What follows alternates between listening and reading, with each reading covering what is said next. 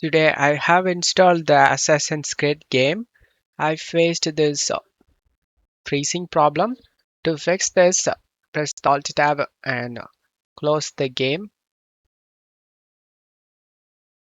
Check my video description for this text. Just copy this text and then open up File Explorer. Go to this PC, C drive, Windows, System 32,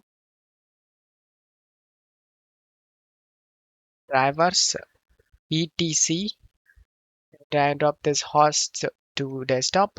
Inside continue, right click and select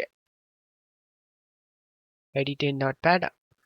At this end of this line, paste the address we copied and select file and select save option. Just close stuff here and round up this host to the same location where it is. And then you can start the game.